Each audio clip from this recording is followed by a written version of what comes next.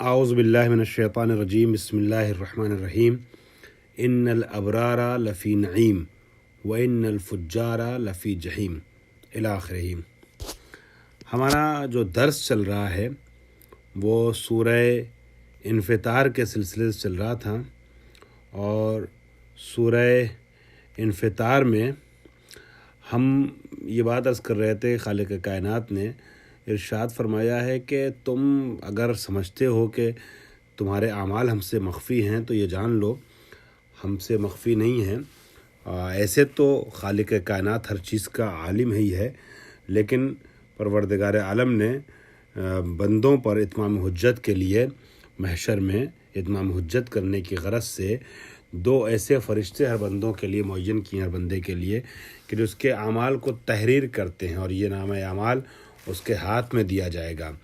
اور ان فرشتوں کو گویا پروردگار عالم نے حافظ اور رقیب بنایا ہے بندوں کے اعمال پر، اور یہ اعلان ہوا کہ یعلمون ما تفعلون، جو تم کر رہے ہو وہ سب میرے فرشتے جانتے ہیں۔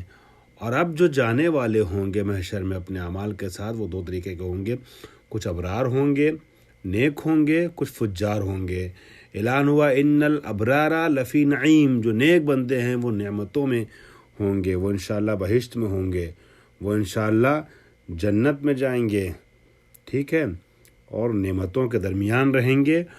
وَإِنَّ الْفُجَّارَ لَفِي جَحِيمٍ، اور جو فجار ہیں، جو فاجر ہیں، جو گنہگار ہیں اور روز جزا کے انکار کرنے والے ہیں، یہ جحیم میں، جہنم میں ڈالے جائیں گے۔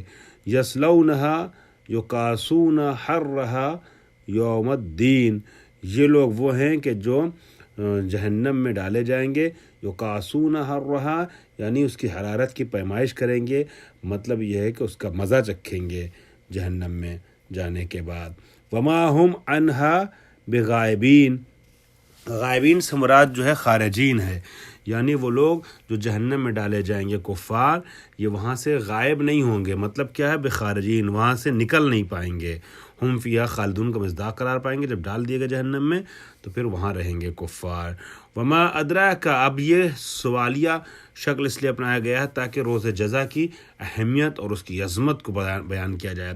وما ادراک ما یوم الدین، اور تم کیا جانو کہ روز جزا کیا ہے۔ تعظیم لشأنہ، روز جزا کی تعظیم اور اس کی شان کی عظمت کو بیان کرنے کے لیے اس طریقے کا لہجہ اپنایا گیا ہے، سوالیہ انداز۔ تعظیم لشأنہ، ثم ما ادراک ما یوم الدین، کرر تاکیدا، دوبارہ تاکید کے لیے کہا گیا۔ اس طریقے کے استعمالات قرآن مجید میں کئی جگہ ہیں۔ ان بسم اللہ الرحمن الرحیم انا انزلناہ فی لیلۃ القدر وما ادراک ما لیلۃ القدر، پھر سوال کرنے بعد وہاں جواب دیا گیا۔ لیکن آپ دیکھیے گا الحاقہ تو ملحقہ، وما ادراک ملحقہ، یہ ایسے اور کلمات ہیں کہ جہاں پر یہ بتایا گیا تم فلاں چیز کو نہیں درک کر سکتے، فلاں چیز کی عظمت کو نہیں درک کر سکتے، فلاں چیز کو نہیں سمجھ سکتے۔ ایسے ہی موارد میں سے ایک مورد یہاں پہ بھی ہے کہ وما ادراک ما یوم الدین، تم کیا جانو کہ روز جزا کیا ہے، ٹھیک ہے۔ اب اس کے بعد کہا گیا ما ادراک ما لیلۃ القدر، پھر اگلی آیت میں بیان کیا گیا لیلۃ القدر خیر من الف شہر، شب قدر 1000 رات سے بہتر ہے۔ یہاں دن کے بارے میں بتایا جا رہا ہے، تم نہیں جان سکتے وہ دن کون سا دن ہے۔ یوم لا، بس اتنا سمجھ لو کہ یوم لا تملک نفس لنفس شیئا من النفع، وہ دن، وہ ایسا دن ہوگا کہ جب کوئی کسی کے لیے کچھ نہیں حاصل کر پائے گا، یعنی کوئی منفعت کسی کو نہیں پہنچا پائے گا۔ جیسا کہ سورہ اس کے پہلے بعض سوروں میں اس طریقے کے کلمات ملتے ہیں کہ جب ایک دوسرے سے بھاگتے ہوئے نظر آئیں گے اور کسی کا کوئی عمل یا کسی کی کوئی حرکت کسی کے لیے مفید ثابت نہیں ہوگی، کسی کا کوئی تحرک، کوئی عمل مفید ثابت نہ ہوگا۔ من النفع یہ بیان کیا ہے کہ شے کو بیان کیا گیا ہے کہ کوئی بھی فائدہ، کسی بھی طریقے کی منفعت کسی کو ملے گی نہیں اس دن، ٹھیک ہے۔ والامر یومئذ للہ وحدہ، کوئی کچھ کسی کے لیے نہیں کر پائے گا، سارے امور صرف اور صرف اس دن جو ہیں وہ اللہ کی ذات سے مخصوص ہوں گے، سارا امر جو ہے وہ اللہ کا چلے گا۔ انسان کچھ بھی کرنا چاہے وہاں پر محشر کے دن، اس لیے کہ دنیا عمل کی جگہ ہے اور آخرت جزا کی جگہ ہے۔ عمل یہاں جیسا کرنا ہے کر لو، جس کے لیے جو کچھ کرنا ہے کر لو، جس کی طرف سے جو کرنا ہے کر لو، خود اپنے لیے کر لو، اپنے ماں باپ کے لیے کر لو، کہ مگر محشر میں کوئی کسی کے لیے کچھ نہیں کر پائے گا۔ وہ روز جزا ہے۔ قدمت علمت نفس ما قدمت واخرت، جو بھیجا ہے بس اسی پہ سزا اور جزا ملے گی۔ ٹھیک ہے، اس کے بعد ارشاد ہوتا ہے اب اگلا سورہ، ہم پہنچ رہے ہیں سورہ مطففین تک۔ سورہ مطففین جو ہے نا، یا سورہ تطفیف بھی اس کو لکھا ہوا ہے، مطففین بھی کہتے ہیں اور تطفیف بھی کہتے ہیں۔ تطفیف کیوں لکھا ہے وہ آگے وجہ سمجھ میں آ جائے گی۔ اس میں کتنی آیتیں ہیں؟ 36 آیتیں ہیں۔ ٹوٹل آیتیں جو اس میں ہیں وہ 36 آیتیں ہیں۔ ٹھیک ہے، سورہ مطففین میں۔ جی ہاں، خوب، یہ سورہ بھی گزشتہ سورہ کے طریقے سے مکی سورہ ہے۔ البتہ ایک نظریہ یہ ہے کہ او مبعضۃ، یعنی بعض مکی ہیں اس میں آیتیں اور بعض مدنی ہیں۔ تب بھی کثرت آیات کی بنیاد پر، چونکہ زیادہ تر آیات مکی ہیں، اس لیے اس کو مکی سورہ لکھا گیا ہے۔ قرآن کے میں اکثر اس سورہ کی شروعات میں اس میں کم فروشوں کے اوپر وائے اور نفرین سے گفتگو کا آغاز ہو رہا ہے اور ان کی مذمت کی جا رہی ہے جو کم فروش ہوتے ہیں۔ ٹھیک ہے، کم فروشوں کی بات ہو رہی ہے، جو مال جو ہے وہ بہت تولنے میں کمی کرتے ہیں۔ ٹھیک ہے، اس میں آپ ایک دو لفظ کو دیکھ لیے گا شروع کرنے سے پہلے سورہ کو۔ مطففین جو ہیں وہ لوگ ہیں جو ناپ تول میں لوگوں کے حقوق میں کمی کر دیتے ہیں۔ تفیف سے بنا ہے جس کے معنی معمولی اور حقیقی ہوتے ہیں۔ اور اس کے بعد یہ جو علی الناس آیا ہے، اذا اکتالوا علی الناس، یہاں مراد کیا ہے؟ یعنی لوگوں پر غالب آ کر اپنا حق پورا لے لینا۔ اور کالوہم یعنی جب لوگوں کے لیے تولیں تو پھر کم تولیں۔ ٹھیک ہے، ان کے واسطے ناپنے یا تولتے ہیں۔ کالوہم یعنی ان کے لیے جب تولتے ہیں، ناپتے ہیں، یہ مراد ہے۔ اور کالو لہم اصل میں سمجھ لیا آپ، کالوہم یعنی کالو لہم، جب ان کے لیے تولتے ہیں، کیل کرتے ہیں، وزن کرتے ہیں۔ یوم عظیم سے مراد تو پتہ ہے آپ کو پڑھتے ہی سمجھ میں آ جائے گا، روز قیامت ہے۔ مبعوث یعنی قبر سے نکالے جانے والے۔ ٹھیک ہے، قبر سے نکالے جانے والوں کو مبعوث کے نام سے تعبیر کیا گیا ہے۔ خوب، اب آئیے آیت پڑھتے ہیں ہم۔ ویل للمطففین الذین اذا اکتالوا علی الناس یستوفون واذا کالوہم او وزنوہم یخسرون۔ یہ سورہ مطففین یا سورہ، جیسا کہ صاحب کتاب نے، آپ کی کتاب کے مصنف نے تحریر کیا، سورہ تطفیف، اس میں کیا ہے پہلے ذرا سا ترجمہ دیکھ لیتے ہیں۔ کہتے ہیں وائے ہے، ویل ہے، وائے ہے ان لوگوں کے لیے جو ناپ تول میں کمی کرنے والے ہیں۔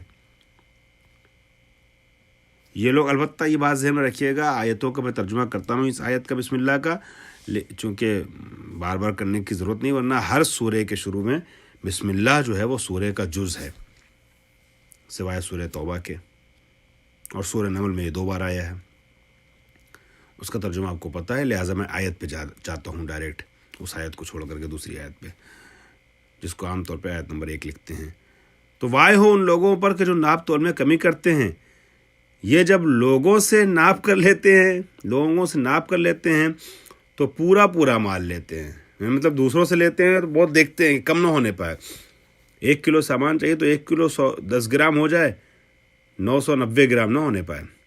اور جب ان کے لیے ناپتے یا تولتے ہیں تو کم کر دیتے ہیں، کوشش کرتے ہیں ڈاڑی مار دیں، کہتے ہیں ہم لوگوں کے یہاں، مطلب گھٹا کر کے کچھ ایسا ترازو ہلاتے ہیں، کچھ کرتے ہیں کہ کم ہو جائے، 1 کلو 10 گرام نہ ہو بلکہ 900 گرام ہو جائے تب بھی چلے گا۔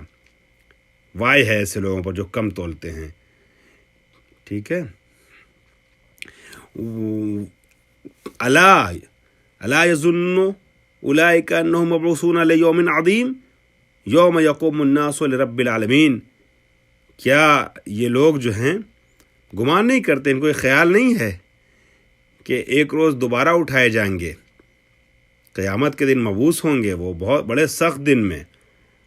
وہ بڑا سخت دن کون سا دن ہے؟ قیامت کا دن، جس دن سب رب العالمین کی بارگاہ میں حاضر ہوں گے۔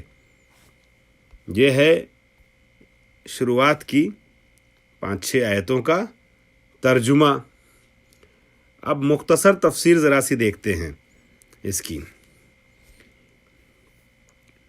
کیا کہا گیا؟ ویل للمطففین، یعنی التطفیف، تطفیف کیا ہے؟ بخسن، یہ میں ترجمہ کر رہا ہوں کس عبارت کا؟ تفسیر شبر، میں نے گزشتہ درس میں بھی شاید تفسیر مبین کہہ دیا تھا۔ تفسیر مبین بھی ایسے ہی ہے، مختصر تفسیر ہے اور ایک ہی طریقے کی لگتی ہے، لیکن ابھی ہم جو تفسیر پیش کر رہے ہیں وہ تفسیر شبر، ٹھیک ہے۔ تفسیر شبر میں صاحب تفسیر کیا فرماتے ہیں علامہ شبر کہ التطفیف بخس المکیال والمیزان لأن ما یسرق بہ تفیف۔ بخس کہتے ہیں کم کرنے کو، تطفیف یعنی مکیال یعنی کیل سے بنا مکیال، تولنا، اور میزان بھی وزن کرنا، تولنا یا وزن کرنا، اس میں کمی کرنے کو تطفیف کہتے ہیں۔ کیوں؟ لأن ما یسرق بہ تفیف، اس لیے کہ جو تولتے وقت چرایا جاتا ہے، کم کیا جاتا ہے، وہ تفیف ہے، ٹھیک ہے۔ اسی لیے ویل للمطففین کا یعنی کم کرنے والوں پر وائے ہو، تفیف اے قلیل، ٹھیک، کم کرنے والوں پر وائے ہو۔ الذین اذا اکتالوا علی الناس، اے منہم، علی یعنی من کے معنی میں، یعنی اذا اکتالوا من الناس، جب وہ لوگ تولواتے ہیں لوگوں سے اپنے لیے، یستوفون الکیل، تو پورا پورا، وفا کرتے ہیں یعنی وافین یعنی پورا پورا لیتے ہیں، کم نہیں لیتے ہیں۔ اے یأخذونہ وافین، جب دوسرے سے لیتے ہیں تو اتنا خیال رکھتے ہیں کہ بالکل پورا پورا لیں، یأخذونہ وافین۔ وجیء بعلی، یہ علی کے ساتھ کیوں متعلق ہوا ہے؟